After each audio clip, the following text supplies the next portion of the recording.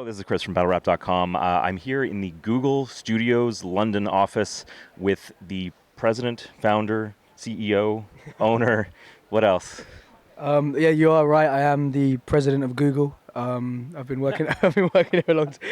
Nah, yo, you know the score. Don't flop all fucking day. Shouts to BattleRap.com for coming through, man. We are Central London. Big up all the people worldwide watching this, man. So let's start. We're 2 days coming out of the 6th birthday weekend. What did you think of that event overall? I thought the event was enjoyable, which is a word I would never usually use. Trust me, we've had some amazing birthdays. Our fourth one was really good, but I didn't enjoy that at all. I think that's what I'd say. I think it was a really enjoyable weekend for us, for the fans. Did you have a good time? You enjoyed it? Absolutely, yeah. No, it was a real sense of community, and Exactly. it was fun. Very little stress from a fan's perspective. I mean, there was no stress from ours really. I mean, we had issues. Perfect example. Last year there was two universities in Leeds. So when I told the MCs and I gave them the address of the venue, obviously we never thought the taxi driver would get it wrong. The taxi driver took them to the wrong university. So this year, on a piece of paper, I wrote University of Leeds, and I was like, make sure you tell them the right place. So little things like that made it easier. But I mean, the people as well. The people that I booked this year, they were like new. A lot of them, like Lotte, Chilla, Big T. And I have no previous relationship with them, so I had no idea how they were going to be at all. But they were the best people to work with, like all so calm, respectful, like grateful. Like it was, we all just got on, to be honest, really, really. But everybody got on, like I mean, you saw like the fans and everybody were all liaising with everyone. It was just really nice, good vibe. Yeah, those guys are all known for staying away from any of the kind of drama and BS that a lot of the top 10 tier MCs seem to get themselves into. So this was the first international event of the year. You had brought maybe one or two internationals. Nameless comes to mind. No, that was last year as well. Oh, was it? Okay. Oh. That was last year. Okay. This was the only one this year. Okay. And why is it that you'd kind of moved away from that international angle? Well, there's no point in lying about it. It's because last year put me off.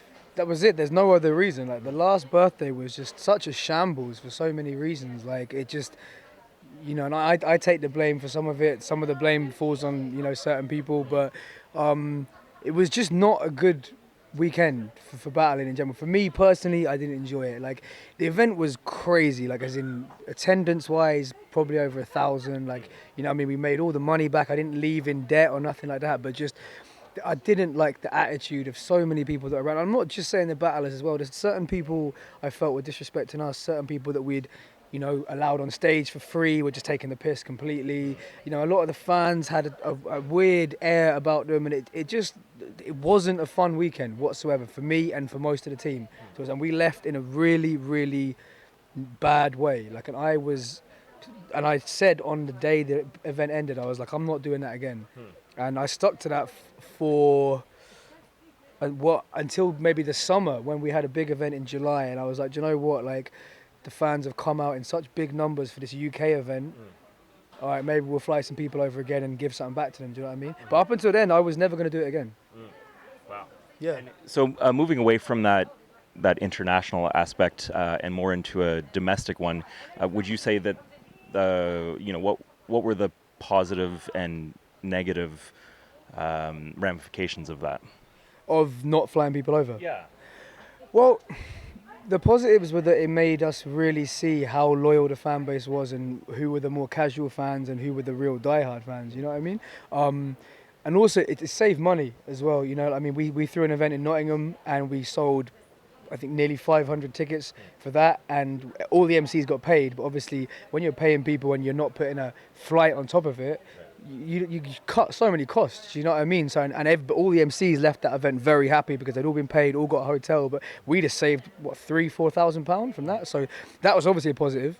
But then the negatives are that you lose some of the variety. Like if you look at this weekend, you know what I mean? There is some people, Americans and Canadians, there is no English people like them. We haven't got any Big T's here, you know what I mean? Like we haven't got any Chilla Jones, these kind of people. We haven't got them. Like we've got a Big J, but no Big T. Yeah, exactly. Like, you know what I mean? Big J does his thing, but you can, apart from their weight, and Big J's not even that fat, really. Like there's nothing. They're not similar. You need people bring that variety, you know what I mean? And like, there's that's why there's still so many MCs that I want to work with, and that's what I realized this year. I was just like, do you know what? Like, you can hold on to a grudge about last year for as long as you want, but in reality, like, everybody was part to blame for it. Just move on from it. Like, the fans were hitting me up every day, like, look, you know what I mean? We are real fans. You know, fans at events will come up to me like, look, I am coming to support these events, but I would love to see him and him and him. And eventually I started thinking, I want to see him too. You know what I mean?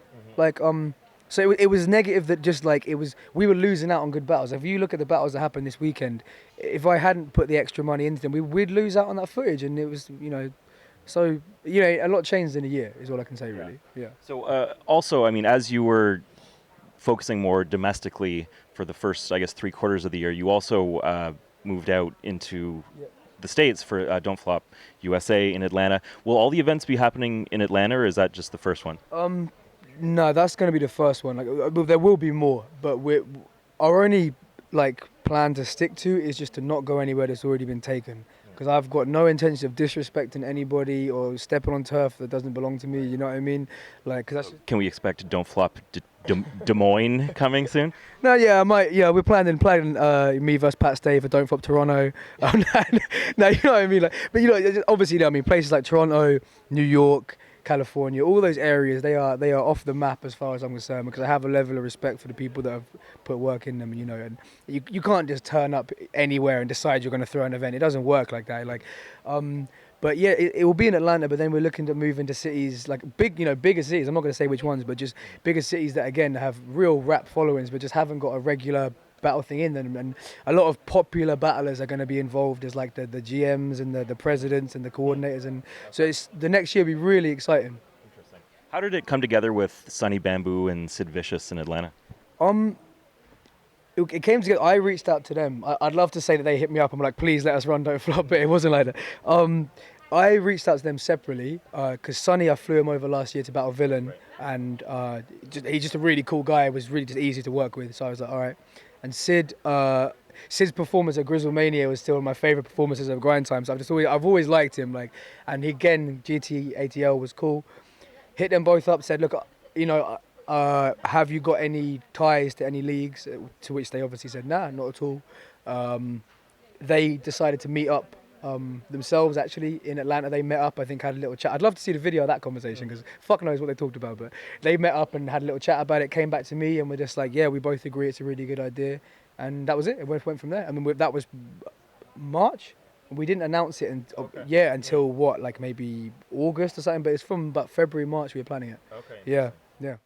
I guess with this most recent international event with Don't Flop USA, there is kind of, I guess, a return to a global battle rap scene, because it felt like with you guys not bringing people out, with King of the Dots, World Domination being canceled this year, meant there was not a lot of UK versus US versus Canada overlap.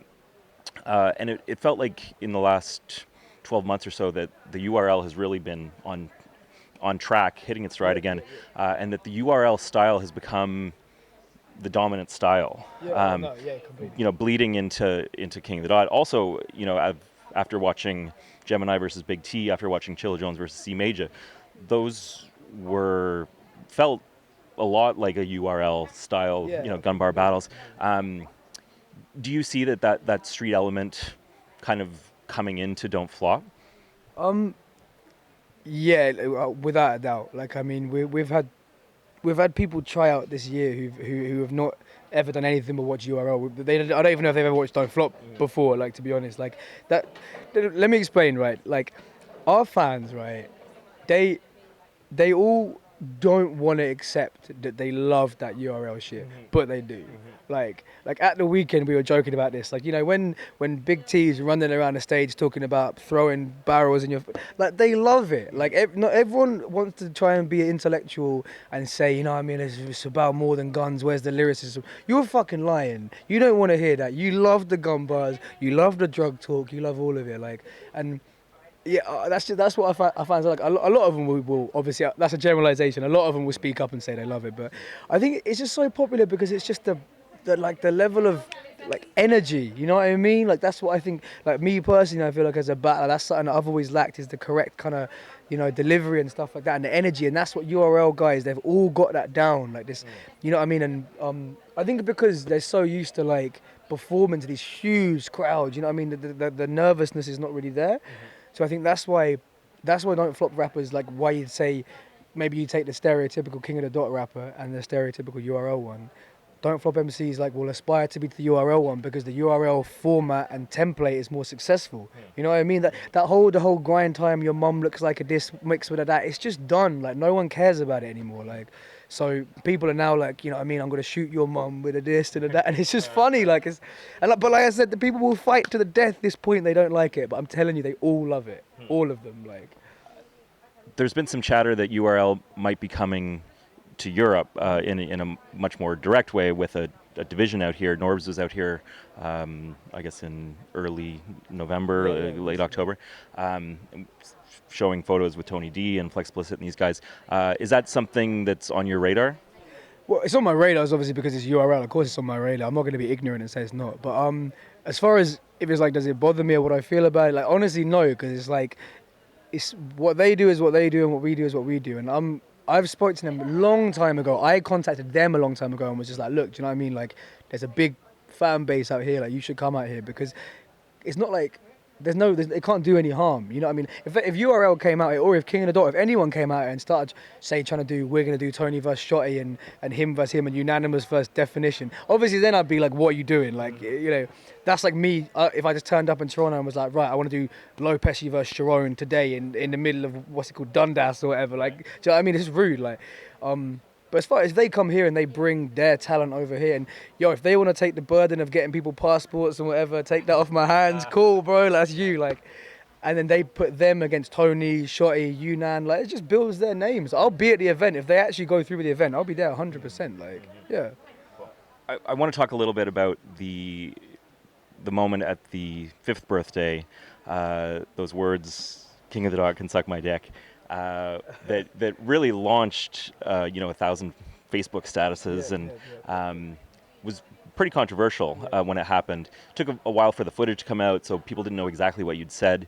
When you did that, what did you expect the reaction to be?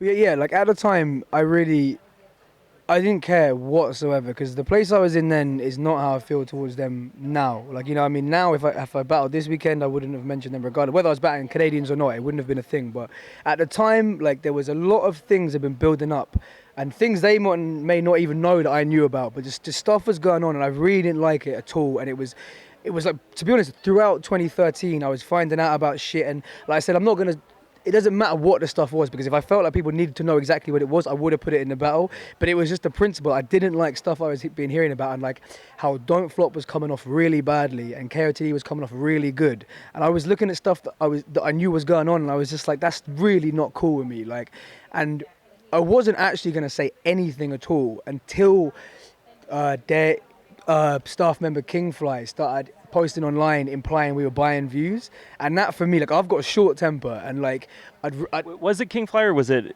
was kind of like a anonymous account, I think that put it out. It was anonymous, but then I thought it was incredibly unprofessional. Like I said, now it doesn't bother me now, but I'm saying at the time I thought it was incredibly unprofessional the way that one of their staff members was like retweeting all this shit. He posted it on his Facebook and was like, yo, this looks really dodgy. And that's when it started, because I was currently writing for Pesci and Bender. Like, and I wasn't going to diss, even with the stuff that I was already annoyed about, I wasn't going to mention King of Dot, like, at all. Like, but then this shit came out as I was writing my 3rd round.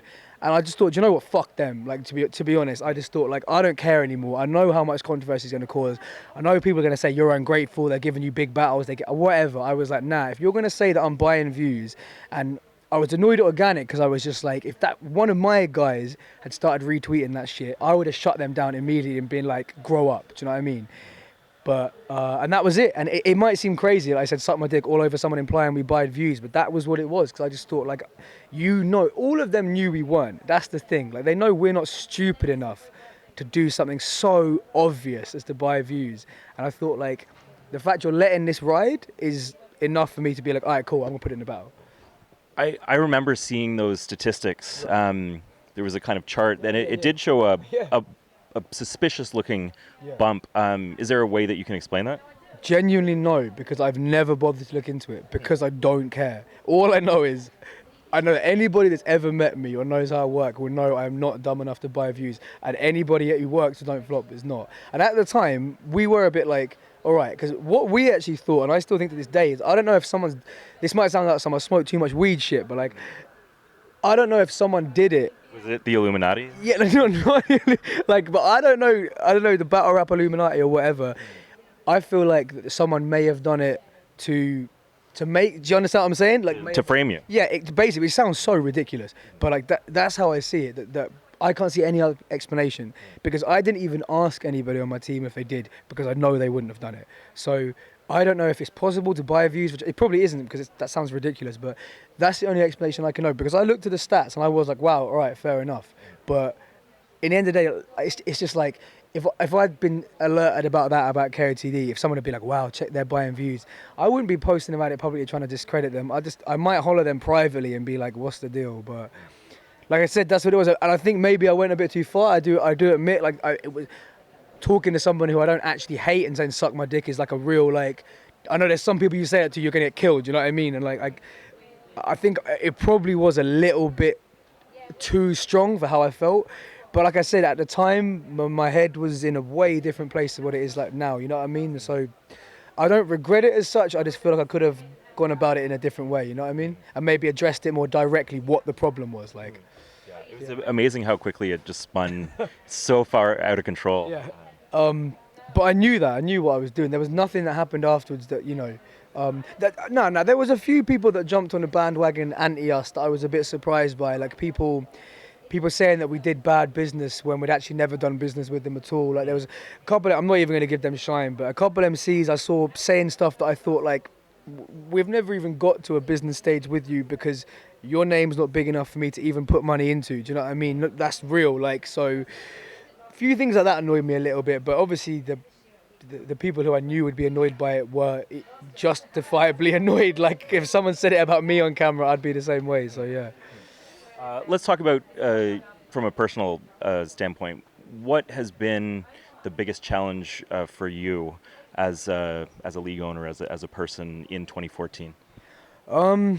Probably sticking to my principles about this No Americans thing, because even when I was most angry about it, I knew come the birthday, I couldn't throw a birthday event and not fly people over. So that's been really difficult. It has been, and having to put on like a brave face, especially when I was, you know, earlier in the year when I was still very angry about everything that had happened. Like, you know, constantly people asking me about it and wondering, are you ever gonna fly him back? And I'm just like, yo, look, I don't fucking know. Do you know what I mean? Like, and I suppose linked to that is just making sure the events fill out, because you have to really think about the cards more. Like I said, we've had these cards that have really, the venues have been, you know, queues down the street, but they're not any old cars. We did a tour at the start of the year, which I kind of wish we didn't do, to be honest, because we threw it together very, very hastily.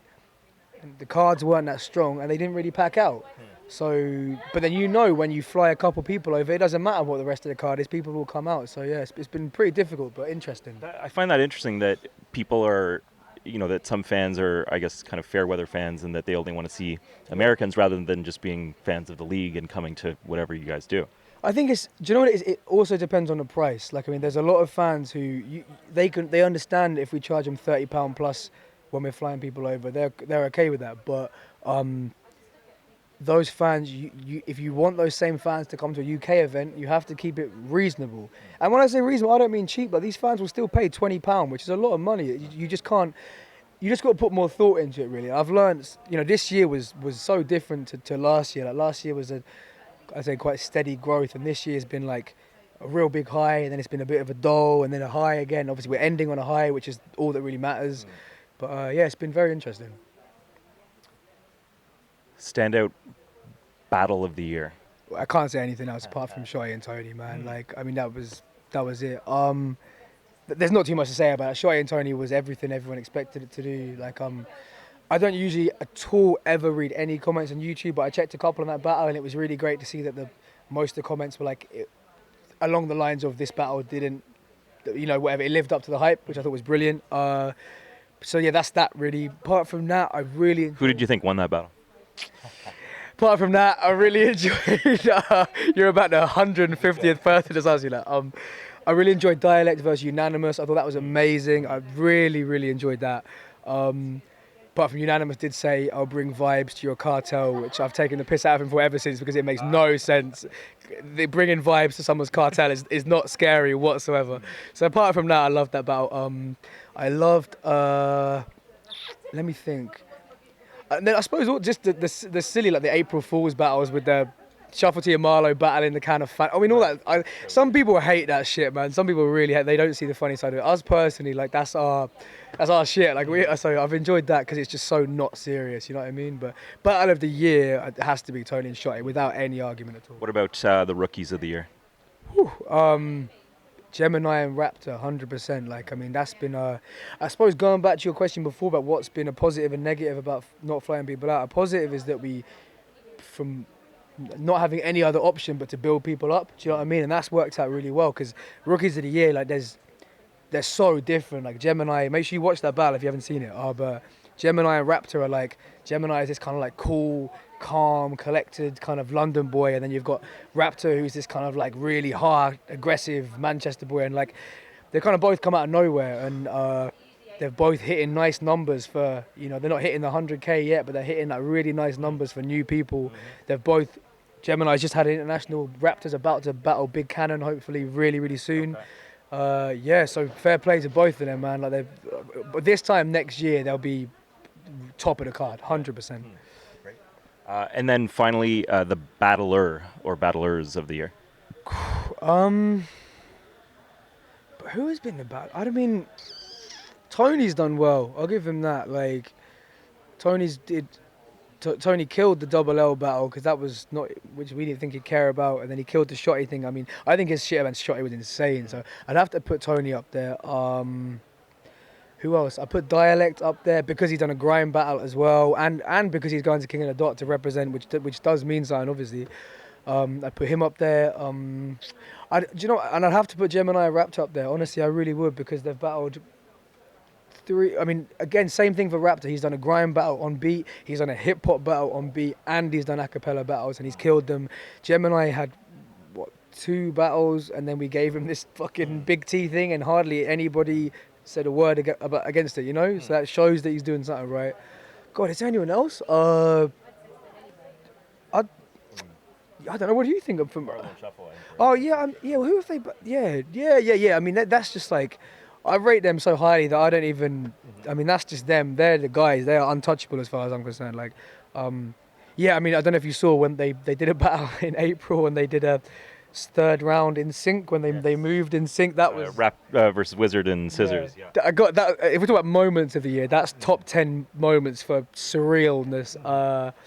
Yeah, so them, and yeah, do you know what, their performance this weekend was ridiculous. So like they're definitely up there, and I suppose they did the Oreo thing, which is weird. They did the Fanta thing. Like, I mean, they've really put in another group that visited King of the Dot. Yeah, it's just like, yeah, exactly, yeah. And they, funnily enough, they went down way better than I thought. Like, I wasn't too sure if they'd be received, but I was really happy to see how much the crowd fuck with them. You know what I mean? Like, but yeah. So to be honest, everyone, I think, like, do you know what this year has done? Yeah, like there's a lot of people who I can't say now are the battler of the year, but I can see so many people who I might say are the battler this time next year. You know what I mean? Like, this year's made people so hungry, like, because the MCs all come to the events and they see these top level MCs getting love and taking the pictures with the fans and shit. And I know I can see it in their eyes. They're like, I want that to be me. Like, so I think even people like Big J, like, I know Big J's not like a serious MC, but you know, he took the battle with Uno really seriously. I think he was kind of like, it's time to stop pissing about, like,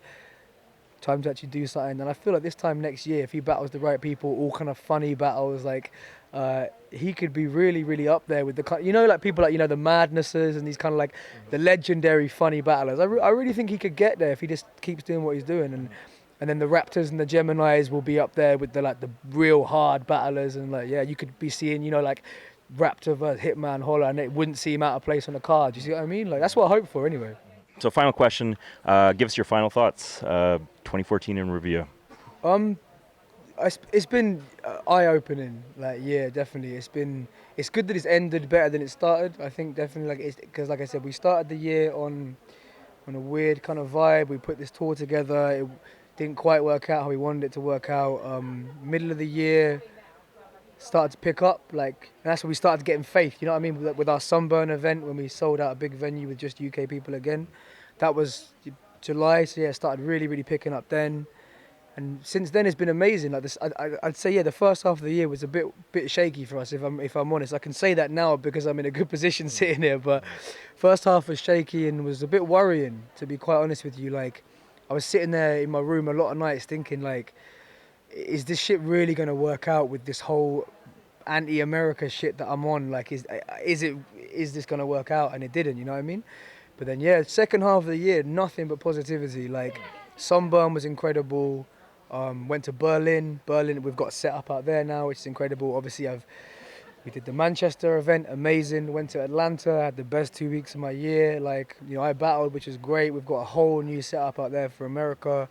And then the birthday, 2 days ago, was incredible. Like, so it's just, I'm just going to focus on that, really. You know what I mean? I think the discrepancies of the first 6 months of the year are, to me, are irrelevant now. You know what I mean? And I'm just really looking to start 2015 off in a brilliant way, like, and just more. At the same time as flying people out, I'm not ever going to forget about things like these grime battles, because they might not mean stuff to the overseas fans. They don't really care about them, but things like these grime events, they're what's going to keep people coming out in England, because that's what people in England love, and that's where we're based. You know what I mean?